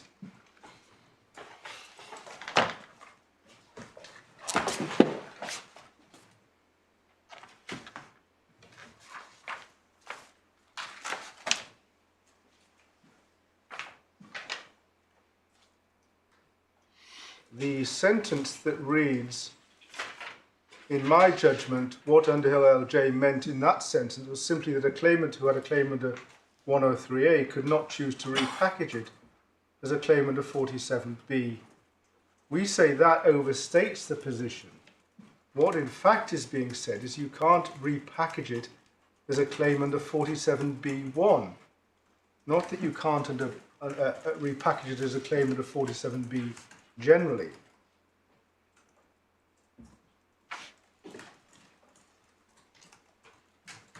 So you say you can repackage it? No, you can't. What 47B2 is stop you repackaging a claim under 103 claim under 47B1 because the liability is the same. It's primary liability. It doesn't prevent. It's not a repackaging at all. That's a complete misdescription. You're not repackaging a claim. You're bringing a claim against the employer for vicarious liability for the Co-Workers Act. It's a completely different claim. It's not repackaging at all. The repackaging only applies to 47B1. Just moving on to some other issues that we have with Wicked Vision. Paragraph 45 and 48. Paragraph 45 references what is described as the potential artificiality of distinguishing the act of a company and other corporate employer and so on. And a similar point is made at 48, there being a purely technical distinction. Now, this distinction between a company on the one hand and its directors and employees is a fundamental part of English law. We've set out the case law at paragraph 32 of our skeleton. I don't think I need to take you to it. What we say is it's absolutely vital that that fundamental distinction is not diluted in any way. Over 120 years ago, the courts were faced with arguments that there's no difference between a one-man company and its director. It's to see those arguments resurrected now is somewhat disconcerting. It's obvious, we say, obvious that a company is a different personality, legal personality than its director, and there should be nothing to dilute that principle, because it won't just affect this case, whistleblowing, it won't just affect employment cases, but it will affect the whole vista of cases where you have companies and one-man companies and their directors. So any erosion of that principle is highly undesirable. And we recognise there are difficulties. We're not suggesting there are not difficulties with OZIPOV, not difficulties with 47B2. Of course there are. We wouldn't be here if there weren't. But eroding principles such as the difference between corporate entity and its director and employee on the one hand, eroding the differences between vicarious liability and primary liability are not, we say, the appropriate way forward. And I'll just spend a moment or two just perhaps assisting the court if I can, just thinking of what would happen if Wicked Vision is correct and OZIPOV is correct. What's the typical case that will happen? And I hope court will indulge me just a little bit on this. So suppose you have a case, local authority case. You have a line manager. He dismisses the employee. He dismisses him for misconduct. In the letter of dismissal, he describes the misconduct and he said, and anyway, you're also a troublemaker. The one throwaway line. The reason why he says that is because the employee made a protected disclosure 6 months before. So there's a separate act of misconduct and you've got a reference to what the employee says is a whistleblowing claim. The claimant reacts badly, he suffers a serious injury, he's unable to work, he's got a very generous pension, so he's got a sizable claim, so it's a £300,000 claim. He brings the following claims. He brings a 103A claim. He says the employer is not telling the truth, I was dismissed because I blew the whistle. The employer defends that, saying no, you were fairly dismissed, it was misconduct. He brings a claim against the line manager under 103.1a, sorry, it was 47B1a, and a claim against the employer under 47B1b. The tribunal reached the following view. They say, yes, there was misconduct, but there was also whistleblowing. Therefore, you haven't established what the principal reason was for the dismissal. It wasn't whistleblowing, it was both. So that claim fails. He's then left with a 1A claim against the employee and a 1B claim against the employer. He recovers against both, but because the middle manager and the local authority's got no money, the employer pays. But if Wicked Vision is correct, the employer drops out of the picture. The claimant fails on his 103A claim. He has a worthless claim against a middle manager earning £40,000 or £50,000 a year for a sizable claim, and he won't recover. So the only way to make this practically work and to protect employees and to make, we say, it coherent with the rest of the section is to allow, where there's a vicarious liability provision, to allow those claims to proceed. Because if you don't, what is likely to happen in many cases is that employees in that scenario will be left with worthless claims against co-workers.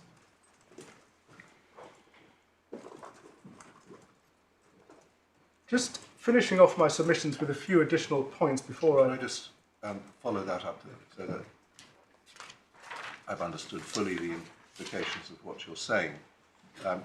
It's because of the difference in the standard of proof that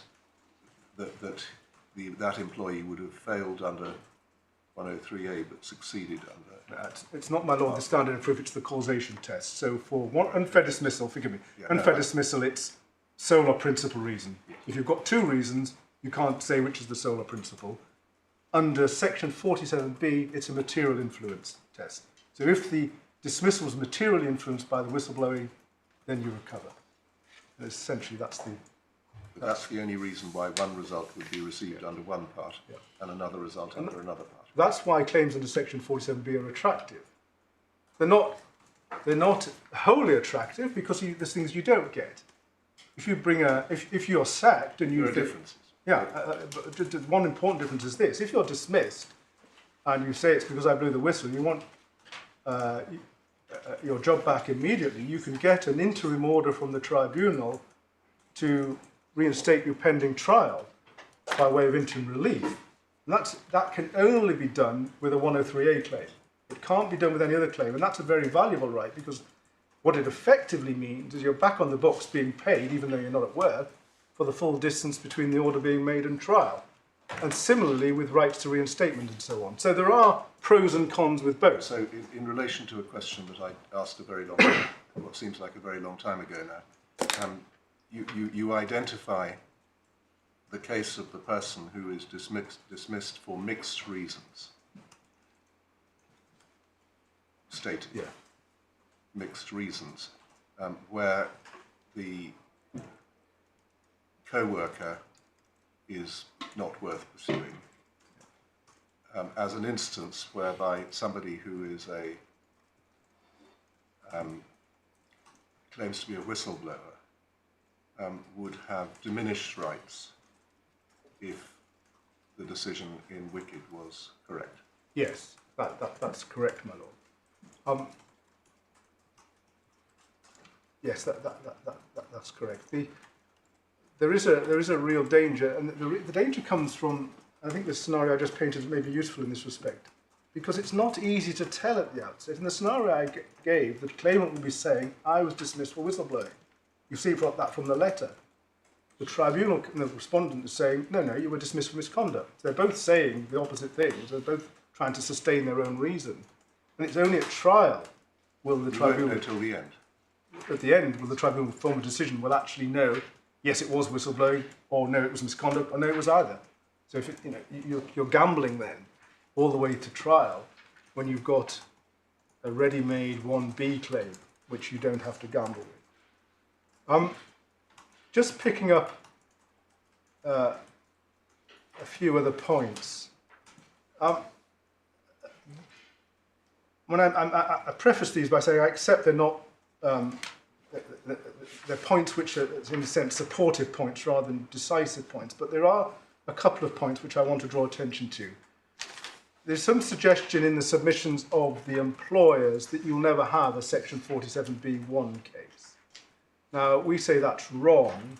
There are occasions when you will have a Section 47B1 case, and an example, although it's not a dismissal case, is the case of Musa, which is in the Supplementary Authorities Bundle, tab 17, page 221. And whilst this was not a dismissal, it was a disciplinary case which involved a suspension, so it's easy to read across what would have happened had there been a dismissal. And Musa, in that case, sued both his co-workers and his employers. If we pick the decision up at paragraph 31, page 225. So what had happened was, back in 2012, Mr. Musa had blown the whistle.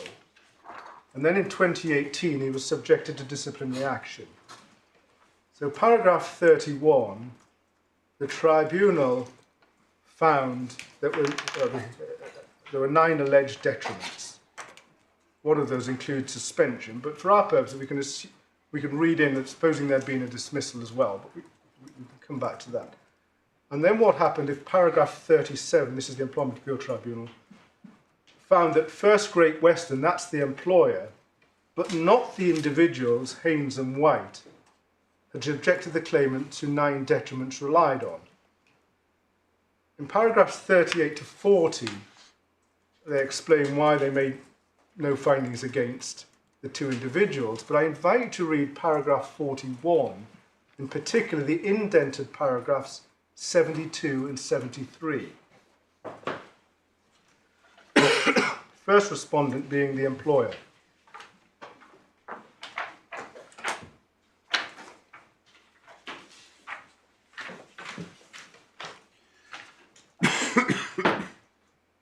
So, what the tribunal found is that there was a collective memory of the earlier protected disclosure rather, that the managers personally didn't have knowledge of, but it was known within the HR team. And if we pick the decision up towards the end with the Employment Appeals Tribunal's analysis, which is page 233, paragraph 117.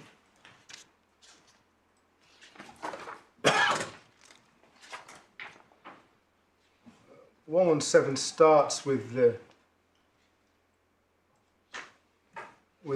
Employment Appeals Tribunal's analysis. The claims that were brought against the employer, First Great Western, and 2 individuals. That was in accordance with the statutory provisions under Section 47B.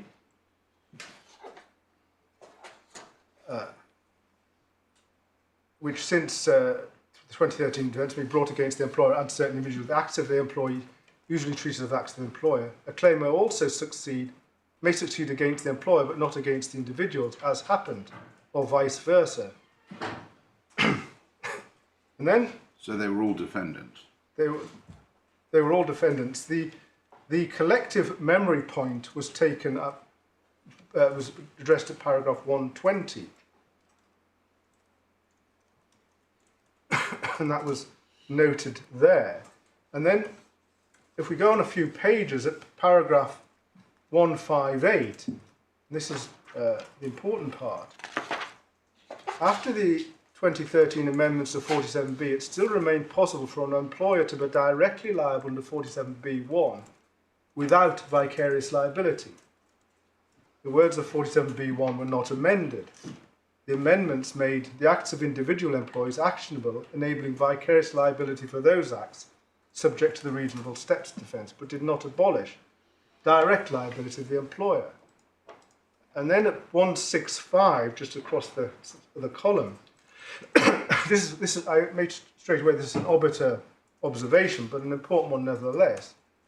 Furthermore, as noted above, there must be such a thing as direct employer liability under 47B1 without vicarious liability. And then I do not accept the amendments abolish and wholly replace that form of liability without altering the words of subsection 1. So the point being made by the Employment Appeals Tribunal, Mr. Justice Carr, in a fairly recent decision back in 2024, was supportive of my submission today, which you have two different forms of liability.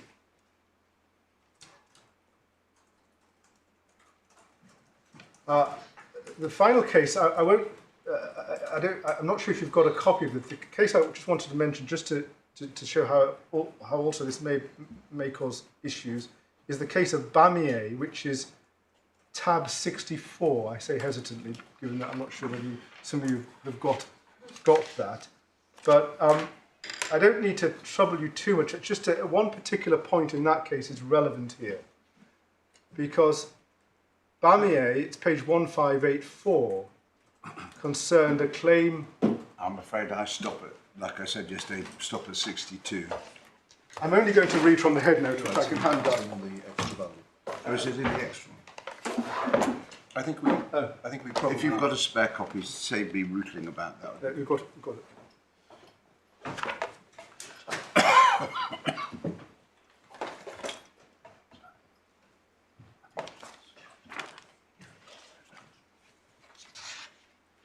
Thank you. I'm Just Yes, what page do you want us to It's go to? It's the head note 1584. Thank you. Just to set. There's no particular point in principle. I just want to illustrate another issue that arises. So what happened in Bamier, which was a case brought by Miss Bamier against the Foreign and Commonwealth Office and two co-workers, that is, workers who were employed by the Foreign Office but worked overseas in a European mission, ULEX. Now, we can see from the initial part, the claimant brought claims in the Employment Tribunal under section 48(1)A against the department and two co-workers. That she had been also employed in the mission, alleging the co-workers are subjected to unlawful detriments in the course of their employment because she had made protected disclosures contrary to section 47B1, so that's the primary liability against the employer, and 47B1A against the employees. Now, no claim was given and it was brought into section 47B2, but what happened in that case was that the Court of Appeal held that the co-workers were not within the scope of the whistleblowing protection because they were overseas and outside the jurisdiction. I'm simplifying it purposely, but essentially it meant there was no valid claim against the co-workers. So the claimant was left with a 47B1B claim, and it doesn't appear that she brought a section 47, B1 claim, B1B claim, but The reason I mention that is that what that illustrates is that if the co-worker is outside the restrictions, no liability, the claimant won't have the right to bring a 1B claim because there's no unlawfulness on behalf of the co-worker. So she's confined to bringing a 47B1 claim. And that illustrates again the distinction between primary and vicarious liability. Vicarious liability only attaches to the unlawfulness of the co-worker. And if, as in Bamier, the co-worker is overseas, then that unlawfulness doesn't arise, vicarious liability doesn't arise. It's another example of why claims under 47B1 will survive. There are many examples of that. So, drawing my threads together, as it were, by way of conclusion, there is, we accept, no easy answer to this problem, but the construction that we contend for makes the most sense for several reasons. It recognises the conceptually different nature of the claims under 1A and 1B on the one hand, and subsection 1 on the other. It distinguishes between, as is essential, primary liability and vicarious liability. And what it means is that when you're looking at 47B2 and talking about claims within Part 10, you're talking about claims of primary liability, not captured or not excluding, as it were, claims under B1A or B1B, but including claims under B1. The construction contended for by the employers does the opposite. It glosses over the conceptually different nature of the claims. Indeed, I understood the employers from Wicked Vision suggesting yesterday it applies to all detriments, which would of course capture those under 1A as well, which would be contrary to the accepted ratio, even the narrow ratio of Osipov. The fact that you're going to get different outcomes is simply a function of the different legal tests, the material influence as against the sole or principal reason. That's not a good reason to favour the construction contended for by the employers. Our construction, the one that we contend for, is the one that was found to apply in Osipov, in the principle in relation to subsection 1A, and with Lord Justice Underhill's observations in relation to 1B.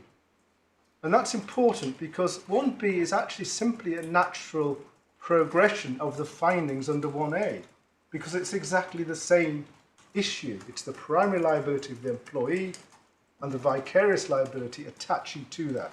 There's no obvious reason to depart from the analysis in Osipov if it's accepted even the narrow ratio is correct. Those are my submissions. Before I turn to my learned friend Mr. Canning, there's just two matters I just want to mention in relation to my skeleton argument, which is in the core bundle, not the authorities, but it's just two corrections in case when you go back to read. I just want to make two corrections to two paragraphs.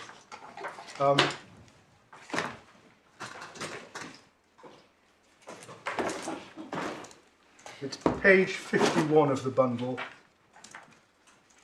paragraph 35.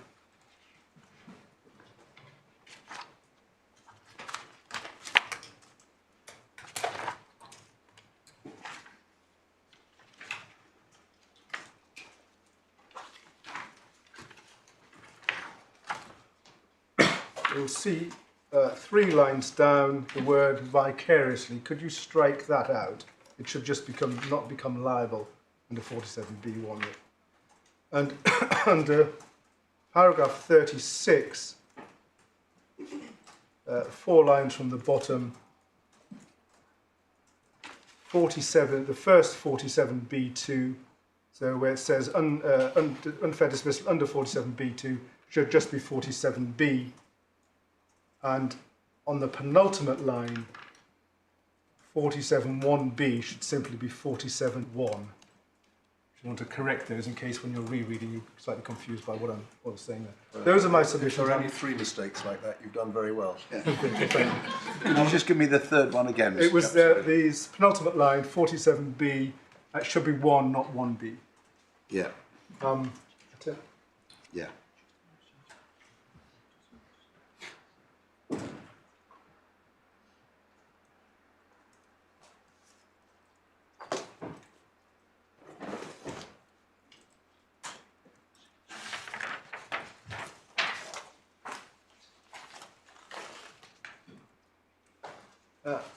My lord, my learned junior has more experience of these matters than I do.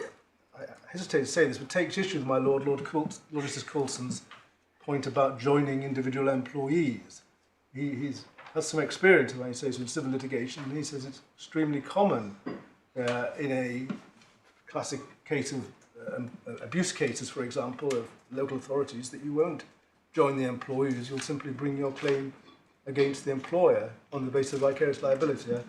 I bow to his greater knowledge on that, but it certainly accords with my historic knowledge, if I can put it that way, when I had a more mixed practice. I'm going to hand over to Mr. Cunningham on the issues of the amendment. Thank you, Mr. Jubb. My lords and lady, I've heard what's been said about ground 3, the amendment ground, and there's no doubt that, as has been observed, this is very much a subsidiary matter and not the main meat of the appeal. But it is a ground on which permission was given, and so with your patience, I'll detain you for 10 minutes in setting out our submissions upon it. The appellant contends that by characterising the amendments as relabelling amendments, the employment judge fell into error.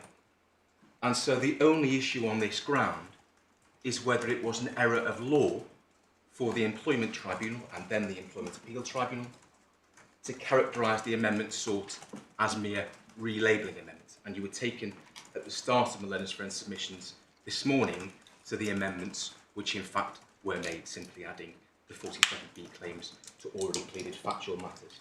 So we should bear in mind that this is effectively a second appeal, because both the ET and the EAT said it was relabelling.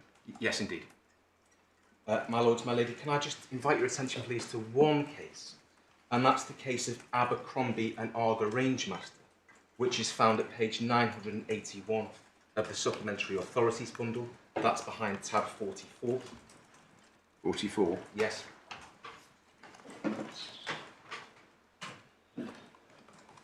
It was a decision, as I've said, of the Court of Appeal, in which Lord Justice Underhill gave judgment with which the other members of the court agreed.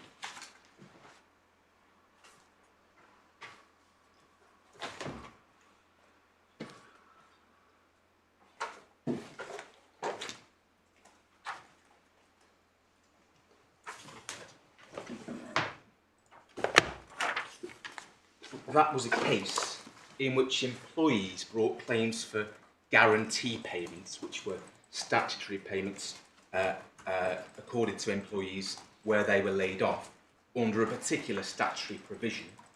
But the employer raised a then available technical defence, which was that they hadn't engaged in an internal grievance procedure, and therefore the employees sought to amend the claims to bring the same claim for guarantee payments simply under a different statutory provision.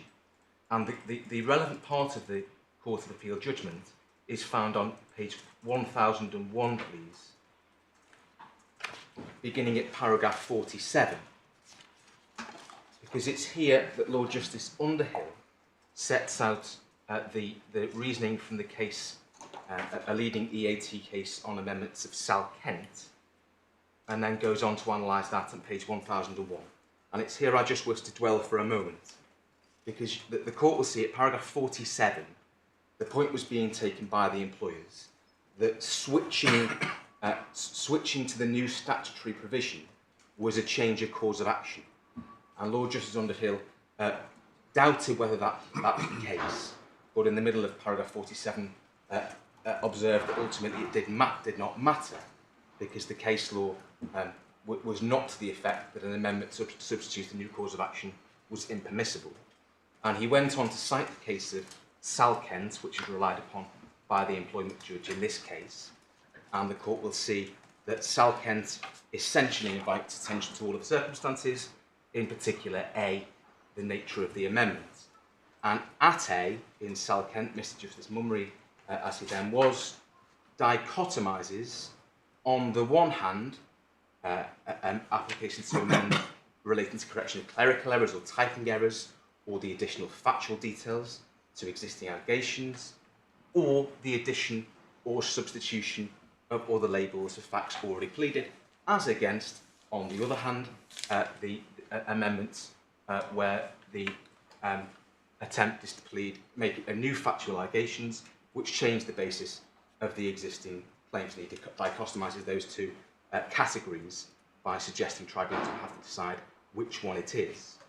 And then the Court of Appeal goes on to analyse the words of Mr. Justice Mummery on the following page, where the Court of Appeal makes plain, and I just invite the Court to read the remainder of paragraph 47, 40 and the first half of 48, makes plain, picking up 48, that the approach of the appeal courts in considering applications to amend which arguably raise new causes of action has been to focus not on questions of formal classification, but on the extent to which the new pleading is likely to involve substantially different areas of inquiry than the old.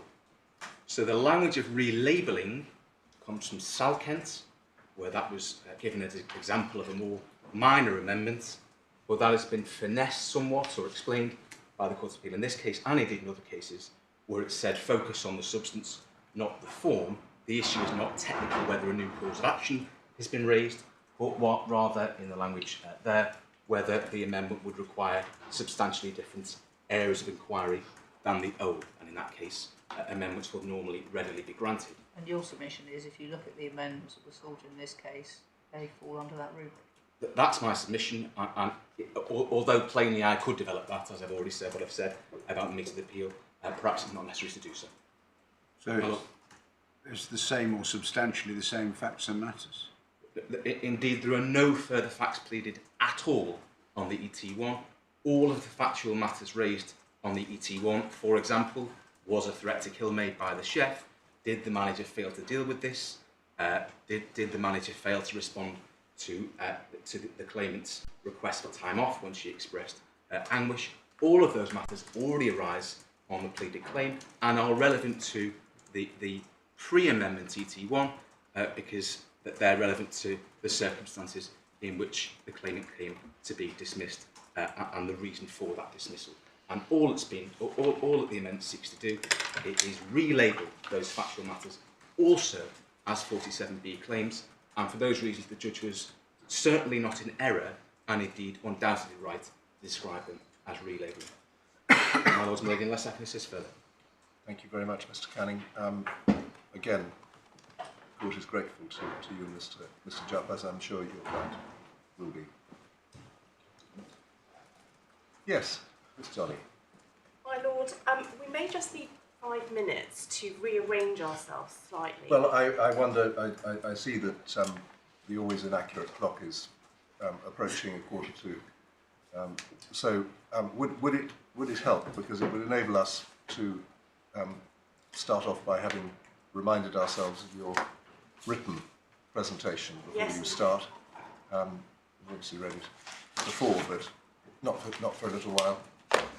So unless it's particularly inconvenient, anybody, could we rise now and we'll start again at 1:45. Thank you, my Lord. Could I just say, whilst you're looking at our written submissions, just to emphasise the very final page, which is Annex A, which you'll find at Supplementary Bundle 3. That's the structure. Those are the differences in the structure between Section 103A and Section 47B, which yesterday you suggested might be helpful. So it may just be useful to see that before we start. Right, we'll look out for that as well. Thank you very much. Thank you. All rise in favour.